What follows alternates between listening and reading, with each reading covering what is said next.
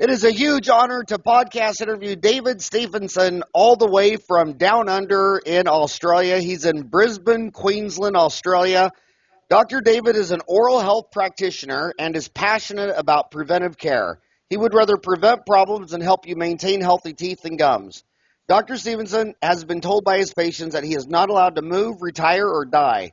Therefore, he has made a long-term commitment to being the dentist in Albany Creek. When you don't want to go to the dentist, Dr. David Stephenson is the dentist to go and see. He has a background in oral health and dentistry, but also treatment of head and neck and TMJ dysfunction, occlusal health, band of tension headaches, migraines, trigger point therapy, atlas and pelvic alignment, breathing dysfunction, mouth breathing, facial growth, home-based sleep studies, sleep disordered breathing, snoring, sleep apnea, chronic fatigue, fibromyalgia, scoliosis, and kyphosis, postural dysfunction, and basic nutritional support. He is a general practitioner, which means that he needs to know enough about everything to help you gain a diagnosis and a treatment plan. He has built a collaboration of practitioners of medical, dental, and paramedical and therapeutic modalities. His expertise incorporates the whole person, whole health model.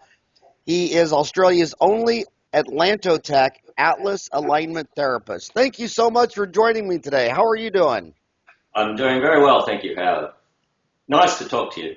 Nice to talk to you on this 4th of July weekend down here. I guess that's another thing we share in common. We both were freed from England. Yes. So how did you go from being the traditional molar mechanic, someone comes in and points to a tooth and you fix it, to being more holistic and treating the entire more of the entire body? I guess because I'm curious about lots of things, and because I would listen to my patients, and I like Sir William Osler's comment that listen to your patient and they'll tell you the diagnosis. I remember in about 1997 a patient asking me whether her hearing loss had something to do with the root canal treatment in the upper 7 that I'd done. And honestly, as a dentist, I thought, well, probably not, but I'm not going to say that without knowing for sure. So I said, look, I don't really think so. We can check out the root canal treatment. And it sent me down a spiral tunnel of finding out more about health, the way the body works, and I just found it interesting. After all, if you've been doing, direct restorations, indirect restorations for a couple of decades, you need something else more challenging, something a bit more satisfying when looking after your patients. It frustrated me that I'm looking after the mouth and the nose.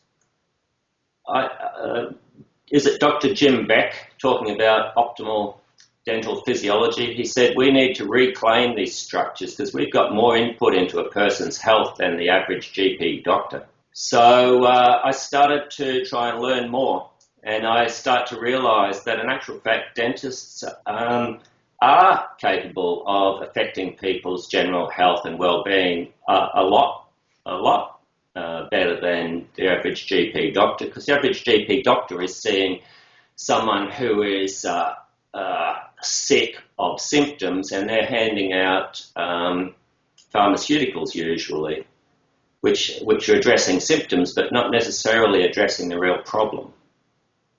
So I like to use my mind and work out what's really going on and whether it's something I'm capable of helping my patient with within my field of expertise and my credentials. If you were talking to a young kid, because podcasters are young, most of this audience is probably under 30, and you and I are, I'm 53, you're 54. How would you recommend you start this journey from being a molar mechanic to a physician of the mouth? You come out of dental school. America just graduated 5,000 new dentists a month ago. What should they start learning that maybe they didn't learn in dental school to start their journey of becoming a physician of the mouth? My thought is go and do a nutrition course. I remember many years ago when I started as a private practitioner, and I actually was talking to a colleague about one of your courses, Howard, and his advice to me, how do I want to be a better dentist? His advice to me was go and do a sales course. So I did. I've done a number of sales courses. But I have to say that from a professional education point of view, go and do a nutrition course would be an excellent start, because why do dentists only talk to their patients about sugar? Surely we could talk to patients about all the things that are required to build good bone, good teeth, good muscles, good soft tissue. Why is it that TMJ dysfunction, dentists who treat TMJ dysfunction think that providing a piece of plastic is going to cure that person's problems? The piece of plastic is only like a crutch. The body actually still has inflammation and needs to heal. Well, surely that comes down to nutrition. Why are we encouraged to make snoring devices for people when really something underpinning that airway breathing disorder is probably nutrition and lifestyle choices? So if one stops just focusing on the teeth and starts to look at the person, you've probably got more ability to affect their health, to help them with their health. I'll give you an example. A man came in to me recently. He was in his early 40s.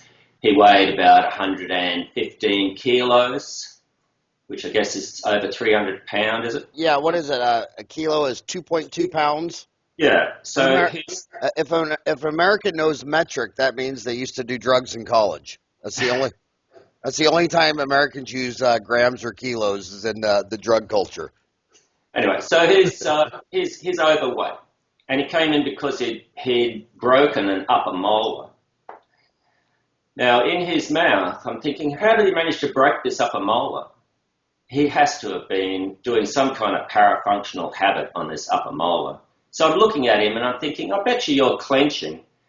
People who snore during the night, breathing through their mouth, get a dry mouth, so they get a reflex to swallow.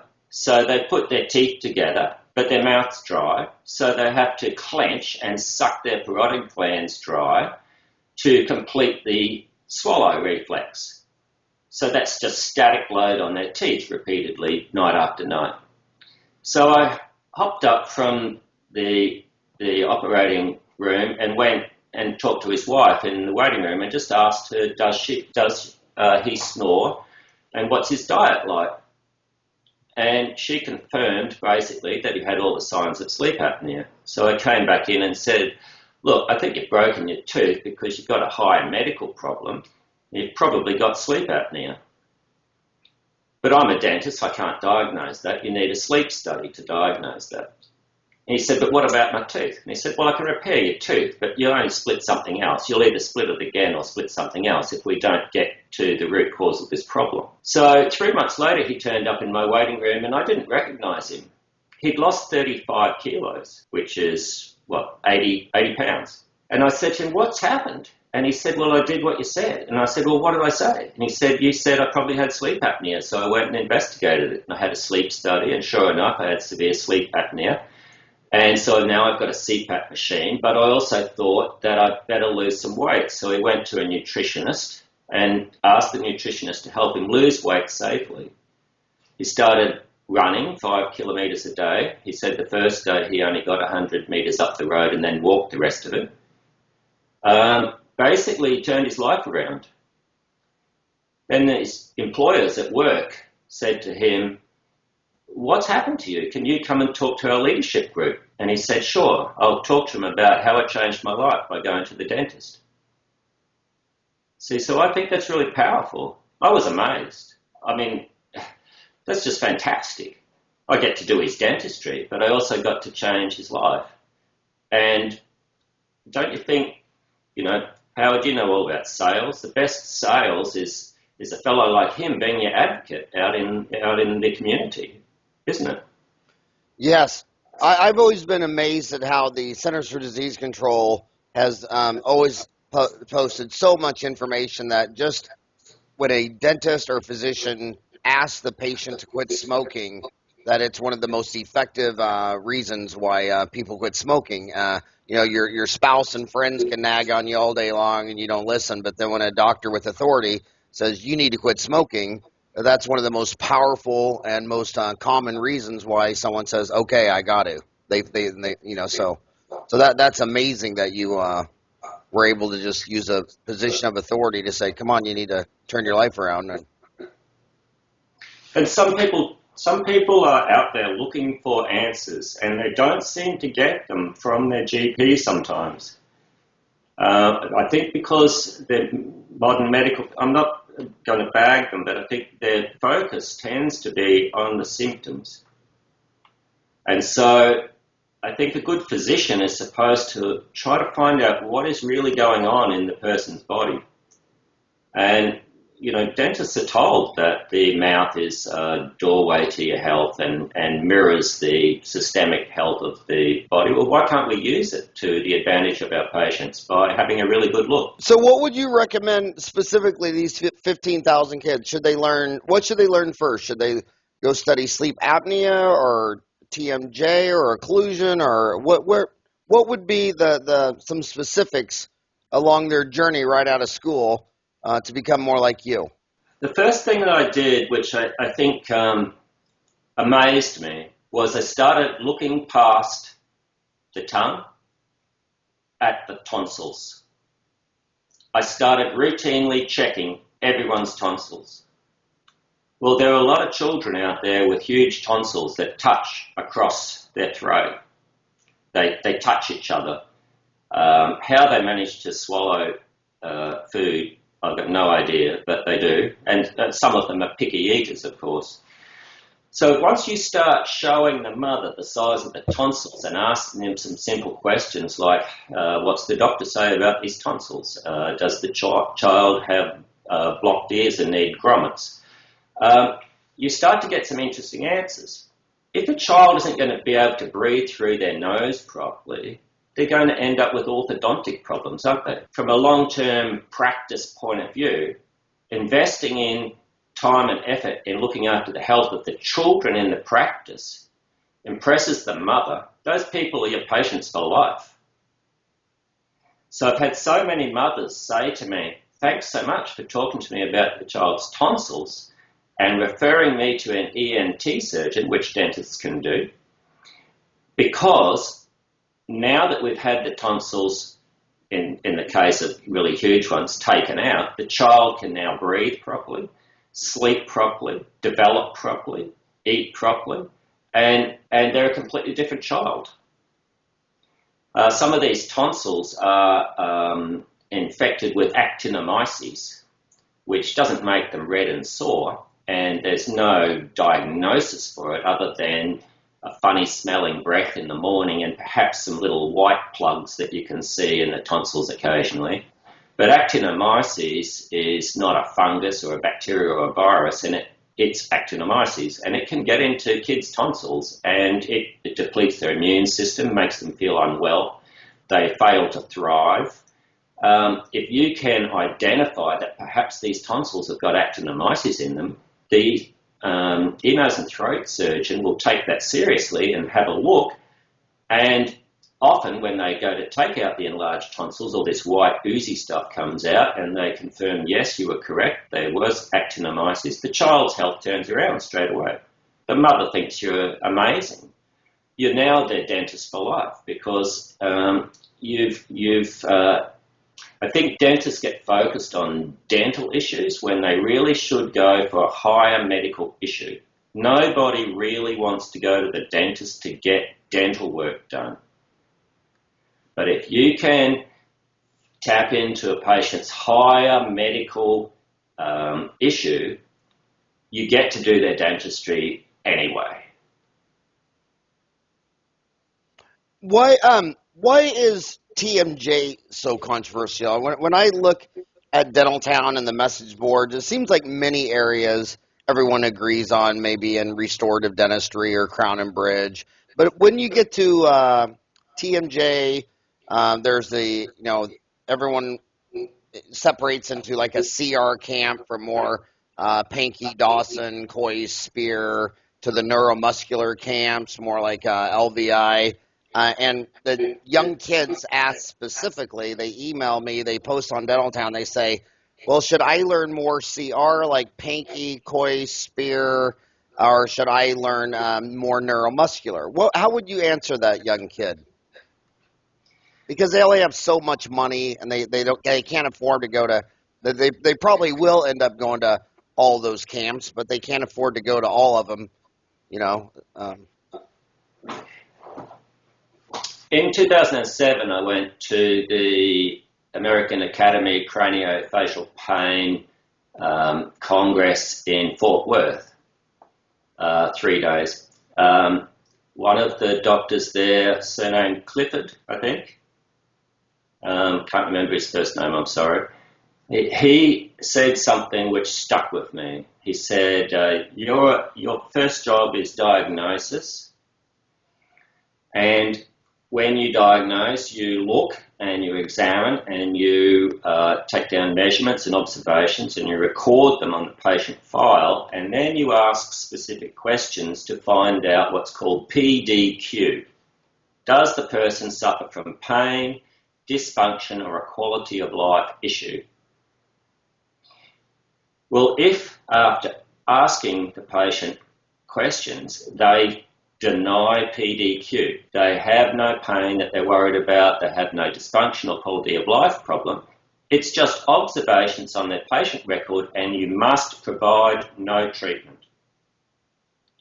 You must only treat a person if they have PDQ, pain, dysfunction, or quality of life issue that is bothering them and they want treatment for it.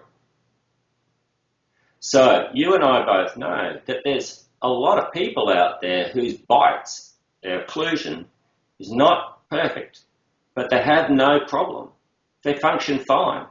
Some people function fine without any teeth at all. But other people, the slightest little thing sets them off. So I think that's a really good way to start the process of thinking about, do I have to help everybody? Well, no, you don't. You only have to help the people who are asking for help or who are suffering from pain, dysfunction, or quality of life issue. So one simple thing that I've noticed is a long time ago in the United States they had gnathologists, didn't they? And a lot of work was done on balancing and occlusion. I use that to underpin what I'm doing. When there is no piece of plastic in that person's mouth, can I at least provide them with some guidance? You know, some cuspid and incisal guidance. Can I make their jaw track directly anterior-posteriorly forwards without deviation? Can I provide them with disclusion by cuspid guidance? A lot of times, that's all you need to do. That's enough. Because every time they swallow or chew something, if they've got a balanced occlusion, that's probably leads their TMJs within what's it called, range of adaptation. You know, a lot of times the upper eight poking into the erupting buccally means that the condyl's got to kind of hop around it to move your jaw sideways. So I've had patients who were booked for arthrocentesis of their TMJ from chronic pain and dysfunction of the muscles on that side, and all I did was take out the upper eight and it all subsided. So there's a lot of things you can do as a dentist before having to provide pieces of plastic. Then I noticed that in 1998, Dr. Jim Boyd came up with the anti-clenching device, the NTI. And I've been making them since 1998. He was kind enough to email me a few times when the internet was young. I have found the whole concept of stopping somebody from clenching to be extremely powerful. If you stop, who cares what they're doing in a side-to-side movement as long as they're not activating vertical compression stress on their muscles and on their joint. I like to explain to the patient that when you put your teeth together and clench, your jaw against your head, you have to keep your head still. So the muscles of your neck are holding your skull still so that you can generate force with your mandible. So clenching causes not only trouble to the teeth and activates the elevator muscles and perhaps compresses the TMJs, but it also keeps activating the muscles of your upper cervical spine. And so it's no mystery that clenching sets people up for the typical band of tension headache. But in my experience, the anti-clenching device, a simple NTI, is only really suited to a person whose occlusal plane is horizontal pretty much across their face. If they are like me and they have a significant side-to-side occlusal cant, then just putting an anti-clenching device in isn't going to orthopedically reposition the TMJs at rest and in function. So a person who has severely retruded and overclosed jaw or occlusal cant may actually really require some kind of orthotic. So for that young dentist, I think it would be a really good idea to start to think about how to position the TMJs into centric relation at rest and in function. How can you do that? And you might even come up with your own design of device. But there are plenty of designs out there. And I don't tend to use just the one thing all the time.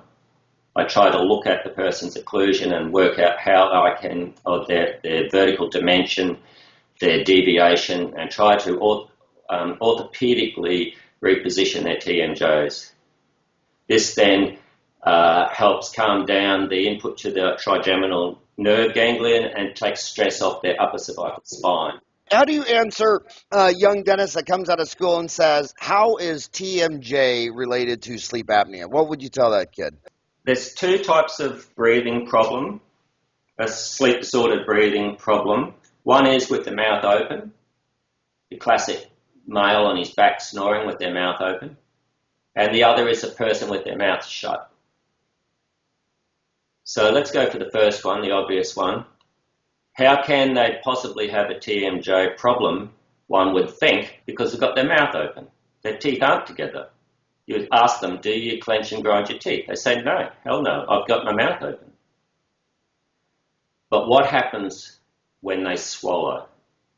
When they swallow, they put their teeth together, as I said before, their mouth is dry, they can't complete the swallow reflex, so they have to lean on their teeth and suck some saliva, suck their parotid glands dry. They always complain about the fact that their mouth is dry and their throat's parched in the morning. So those people have been compressing their TMJs every time they swallow. Now, if you ask a male, do they have a headache? They usually say no. But they will say, but I do have a stiff neck. And that's because that clenching activates the stabilizing muscles of the upper cervical spine to hold your head still while you do the swallow. Now, when you put a sleep study monitor, PSG monitor on a patient, they'll stop breathing at times. And the doctors often say they've sucked their airway shut, when in fact all they're doing is putting their teeth together and swallowing. So some of the apneas that are recorded are actually just a person swallowing. You can't breathe while you're swallowing. So they might swallow for 20 to 30 seconds. They're not breathing in that time. So why is that person breathing through their mouth, Howard? The thing is that they can't breathe properly through their nose. So the bottom line to sleep apnea really is poor nasal airway patency. And that is established before age 12. The width of the maxilla, the width of the palate, the width of the nasal floor is pretty much established by age 12. The anterior-posterior position of the hard palate off the base of the skull is pretty much established by age 12. So you have a child with upper airway resistance syndrome, can't breathe through their nose real well, snuffly. They're then going to turn out to be the 50-year-old person with the sleep apnea problem.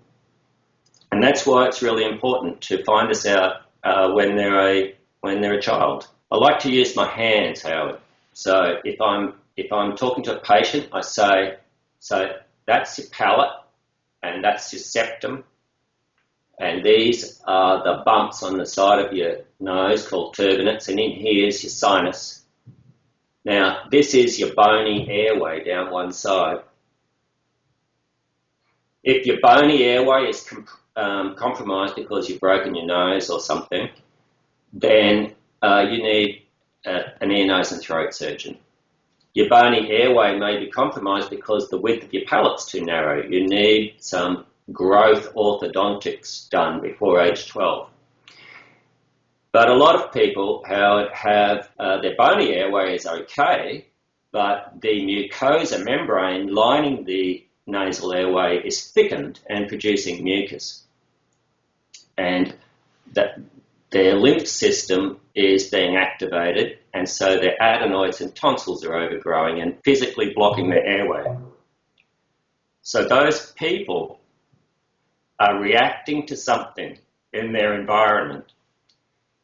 They're either reacting to dust mites, cat fur, industrial dust, pollen, or more likely, they're reacting to proteins in their food, in their diet. And you can test as a dentist, you can test this by taking a prick of blood and doing what's called an IgG antibody food sensitivity test. So you can test the child for 46 food groups, say, and find out which food groups contain proteins that their immune system are treating as a foreign body. And the receptors in the back of the throat and nose notice those foreign bodies and produce increased histamine sensitivity, thickening of the mucosa and mucus, which compromises the nasal airway. So then the child learns how to breathe through their mouth and swallow incorrectly.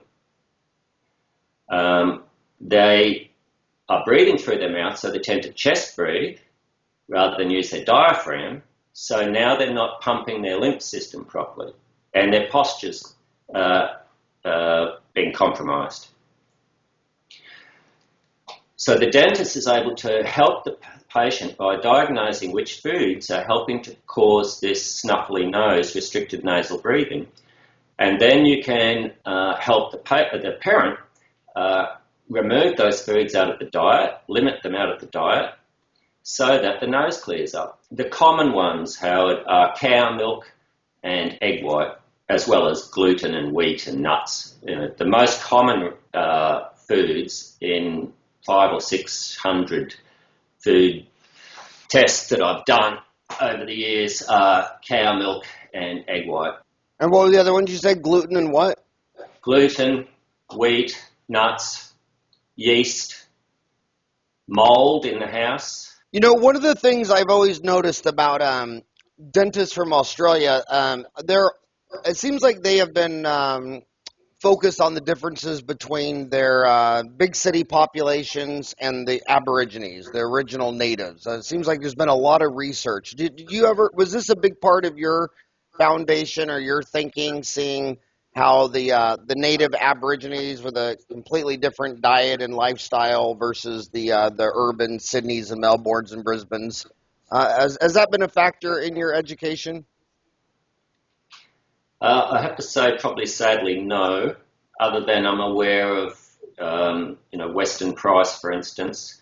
I'm also aware I was doing some study through Australian College of Nutritional and Environmental Medicine, which is doctors here in Australia who want to help people through diet rather than pharmaceuticals. And one of the lectures cited a study done in the Northern Territory of Australia on half a dozen morbidly uncontrollable diabetics from the Aboriginal population. Totally unresponsive to insulin to regulate their blood sugar. They put these 6 individuals out into the Australian outback with some elders to just eat a normal native diet, and their diabetes, type 1 diabetes, was totally cured within a few months. So within this group of doctors, they were talking about the fact that does anybody say that diabetes type 1 is curable? No, apparently it requires insulin for the rest of your life, but that's not actually true.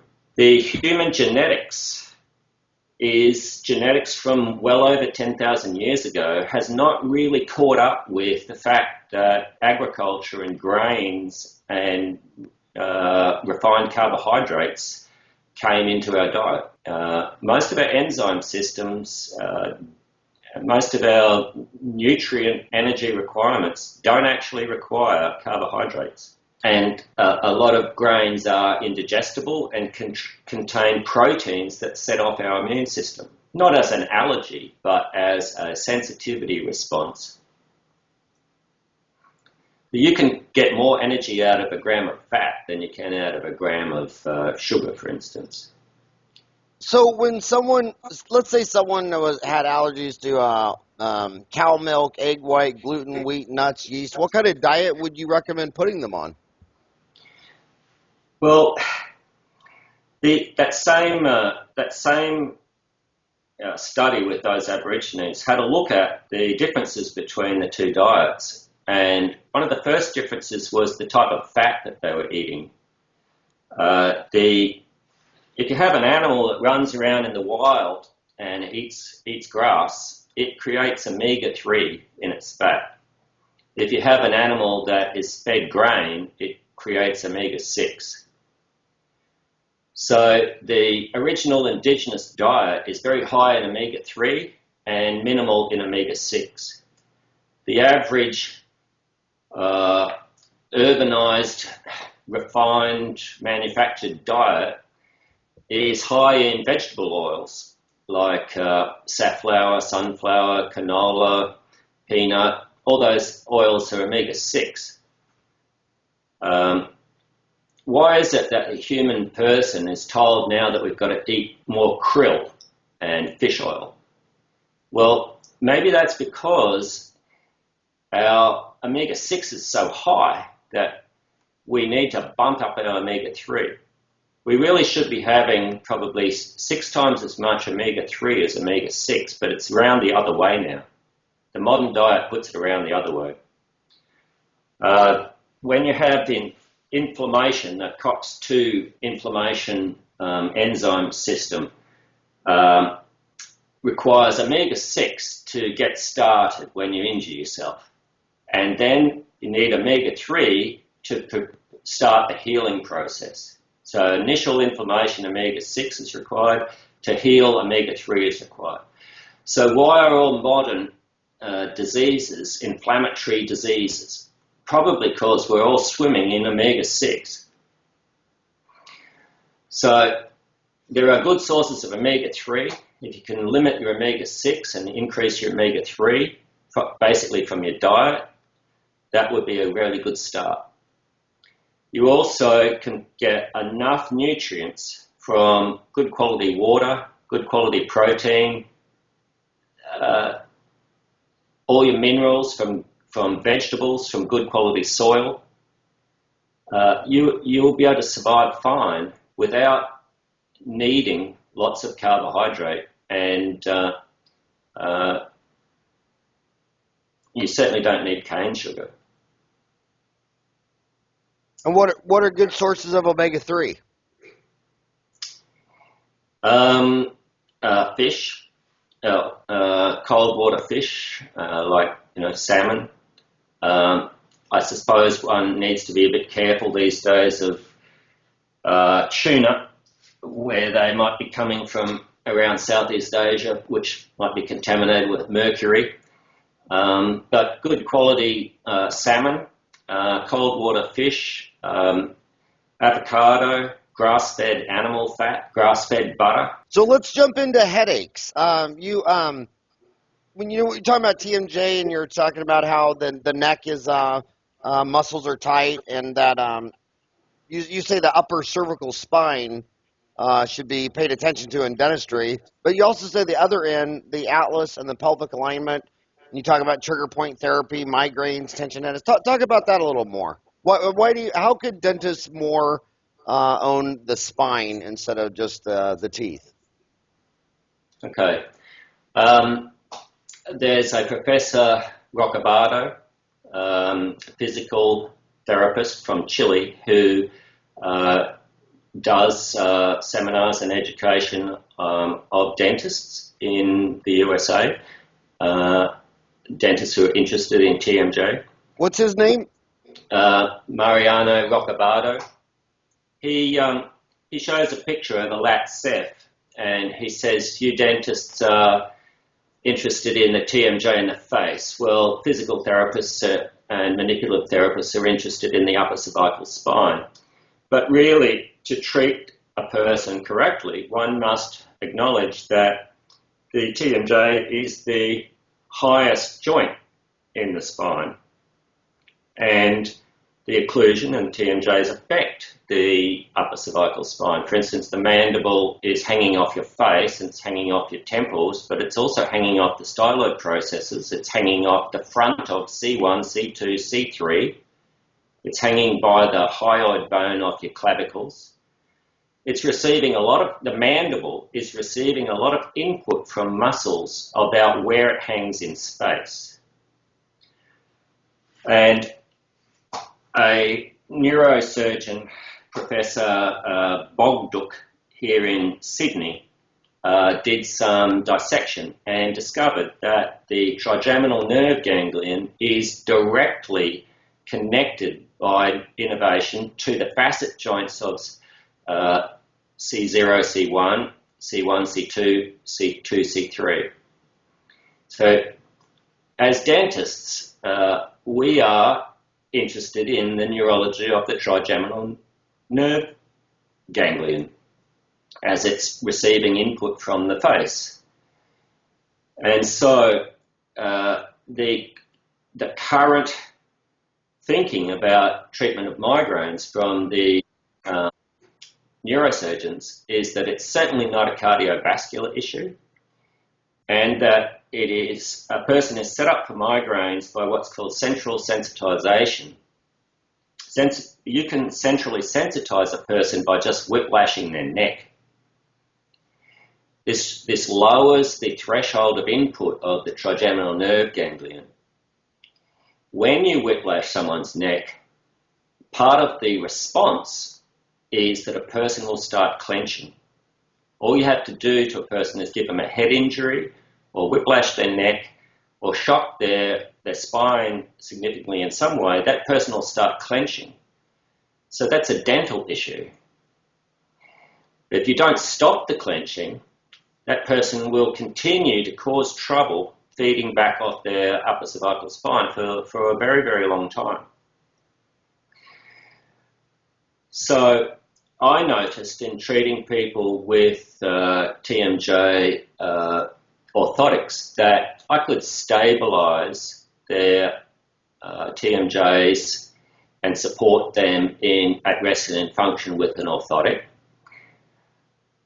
But the person's symptoms would significantly improve, but they would reach a point where they seemed to get no better because their neck was still a problem.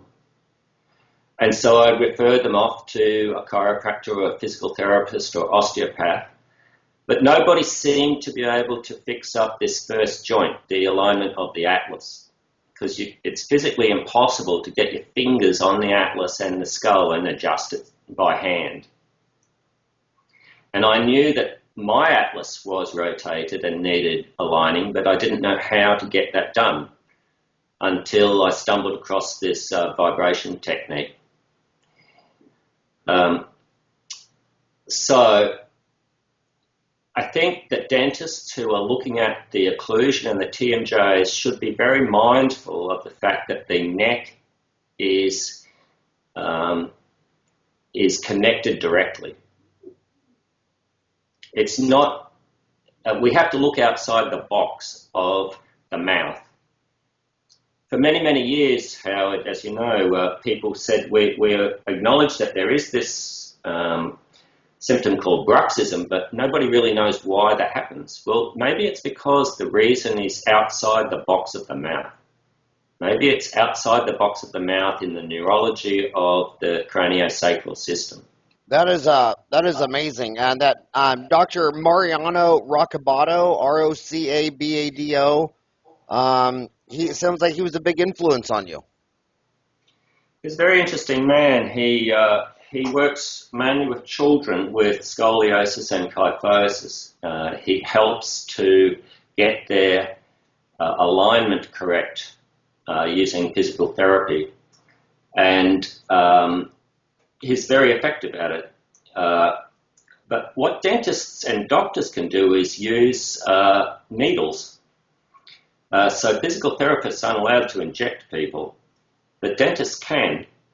And if you want to get a joint aligned, sometimes you need to help a dysfunctional muscle. And that's where the trigger point therapy comes in.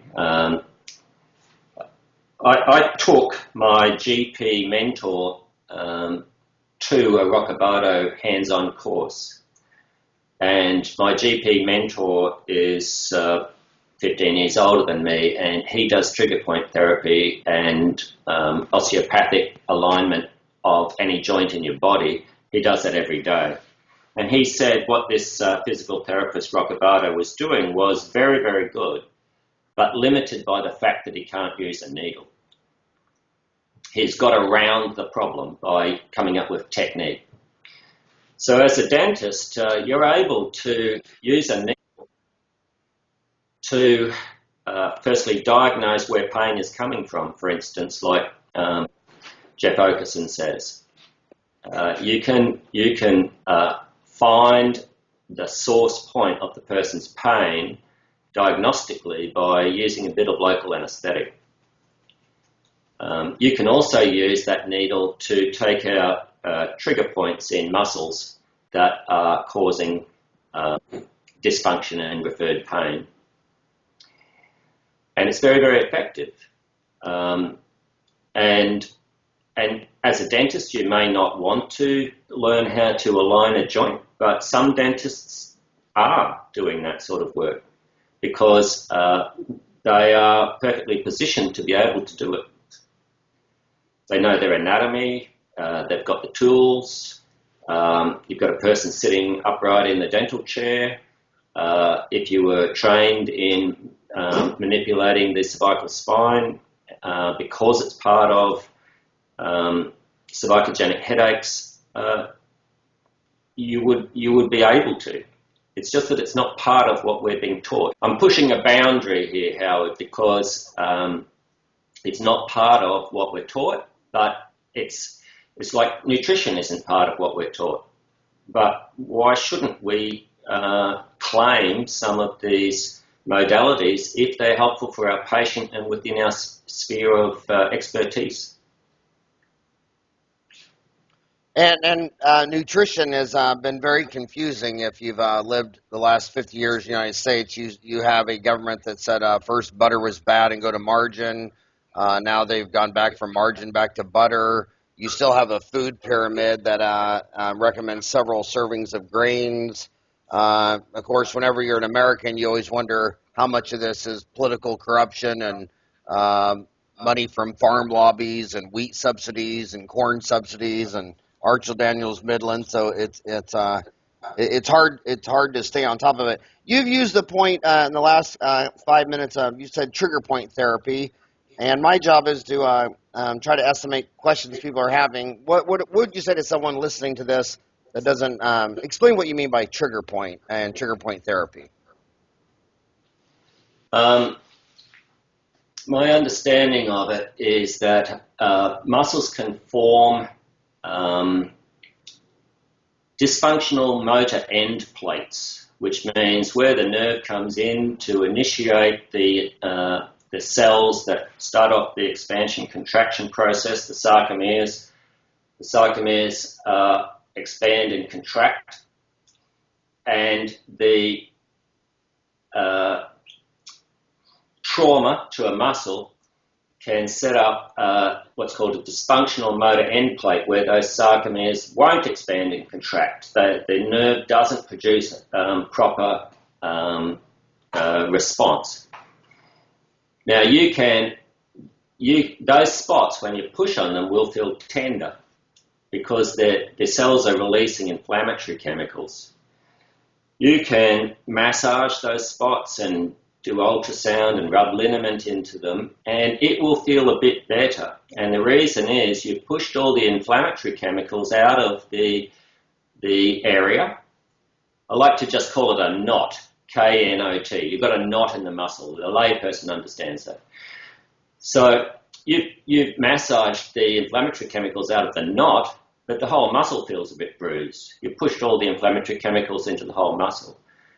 And in a week's time, that knot is back because you never got rid of it in the first place.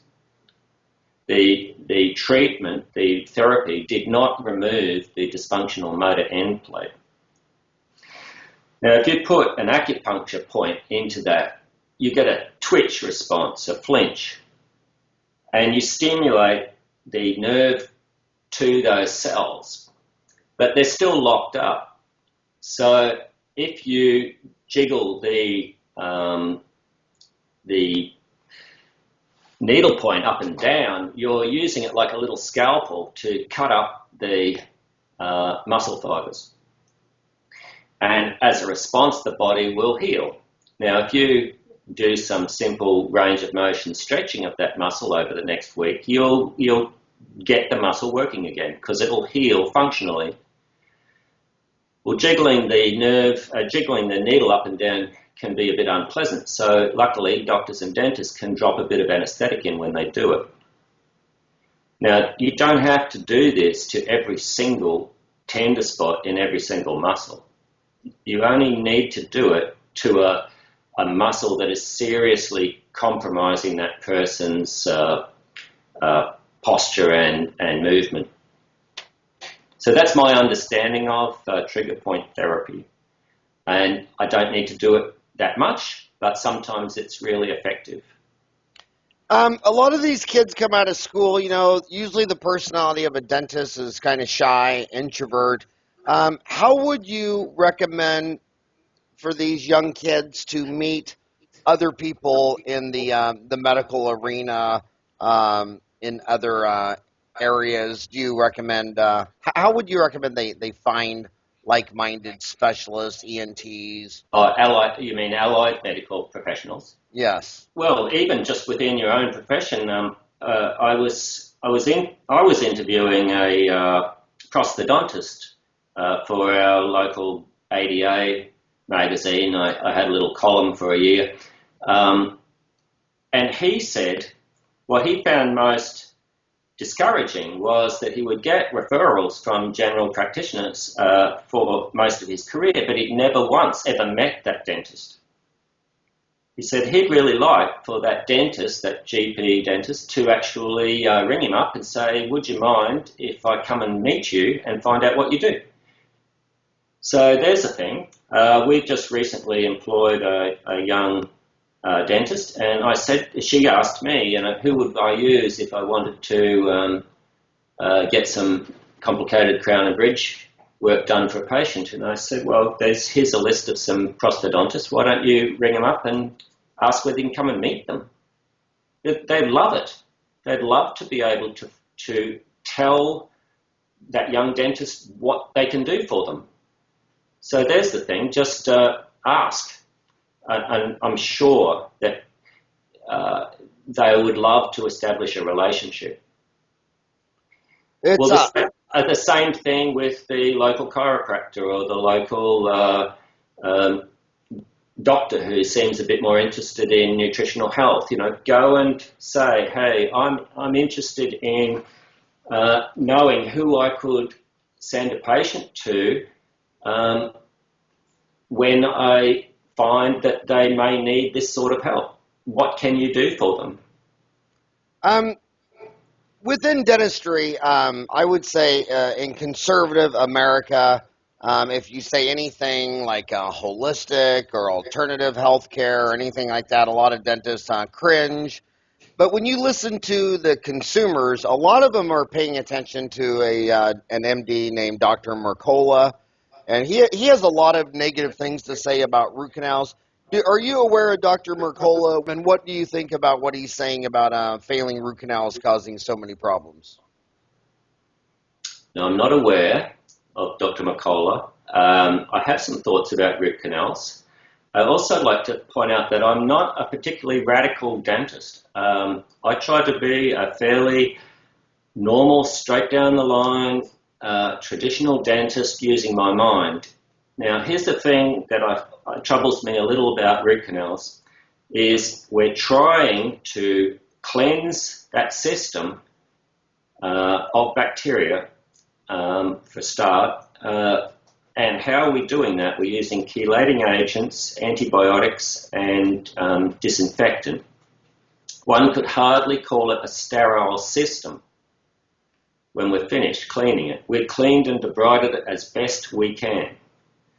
Well, honestly, that'll work best if you removed a inflamed pulp. It's not going to work best if the tooth has had suppurating pus in it for years, is it? So it would be interesting to see some real research done on these failing root canals. Which category are they actually falling in? I would like to know why we don't routinely ozonate the root canals, as we know that ozone kills bacteria and viruses very, very well on contact. It's probably the best way of sterilizing the root system. So in 2004, I bought a little ozone machine. It wasn't particularly powerful. And I remember, this is just one clinical case, okay? This lady had been repeatedly to the endodontist about a lower 7 that kept flaring up painfully. And the canals had been cleaned and debrided and obturated several times, and eventually it was setting up a furcation problem. And between the endodontist and the periodontist, they suggested to me that the tooth needed to be taken out. So I said to this lady who was in her 50s, I said, okay, we've got to take the tooth out. You've been putting up this for 4 or 5 years, and she didn't want to lose the tooth, by the way, but what if we just try something? I'll take the GP out of the tooth, I'll wash it out, and I washed it out with sterile anesthetic, not with hypochlorite, just sterile anesthetic, and I bubbled ozone down into the canals to the orifices, filled it with Letamix, sealed it up, put a nice coronal seal on it, and we just waited to see what would happen. Well, within 6 to 9 months, bone was growing back. All the periapical radiolucencies were filling in, and even some of the bone between the roots was filling in. All the symptoms calmed down. That lady still got her tooth. That's over 10 years ago. Why don't we regularly use ozone? So I mentioned this to the endodontist that came to our practice because I would let her do all the molars that I didn't really want to do. And she said, oh, well, we don't need to. There's no research to show that we need ozone. And I said, well, there's an ozone machine sitting on the bench there, and there's plenty of research to say it can't do any harm. It might even do some good. And she said, well, I have to charge for it. And I said, I tell you what, you just use it for free. So she did. And she started to like the idea that she could sterilize these canals. So I don't know whether that's answering your question, but maybe that doctor has a point, and maybe the dental profession needs to think a little bit more seriously about how we deal with those root canals. Why do we obturate them, Howard? Why do we put sterile GP in it? It's not therapeutic. It's just a plug. Why not fill it with something therapeutic? But that's just my thought. I want to circle back to one of your comments when we were talking about nutrition was be careful about tuna that might have too much mercury in it. What do you think of the amalgam, the mercury amalgam issue? Do you think that's what are your thoughts on that? Do you place amalgams? Do you remove them? Do they not bother you? What are your thoughts on the mercury in amalgam? Like I said, I think I'm a fairly straight down the line sort of traditional person. I'm not out there. So I don't know how I yet to be convinced about, mercury in the fillings is poisoning me. However, since 1997, I think, I placed my last amalgam because I noticed that they expand and contract and crack teeth. And I'm thinking, if I'm staying in Albany Creek for all the rest of my career, I'm going to see my work break people's teeth. I don't want to do that. So even though the bonding systems and the materials of choice at the time weren't fantastic, I stopped doing amalgams and started to look for different ways of restoring people's teeth. And I have been, therefore, removing any amalgams that look corroded or are cracking teeth before the tooth breaks. Because I've had to, unfortunately, pull out way too many teeth with just occlusal amalgams that just split straight down through the root system. You've seen that. We've all seen teeth with cracks in them. So my feeling is that amalgam filling, sure, it's going to last a long time and be nice and hard, but eventually your tooth will break. So that's a very adverse outcome. We all know with minimum intervention dentistry that the idea is to preserve as much of the tooth structure as possible for that person's entire life. Like, you're going to be retired, hand on to the next dentist as much tooth structure as possible. So therefore, the last thing we want is for the tooth to break. So we've got to put into the tooth materials that hold the tooth together and support it, not crack it.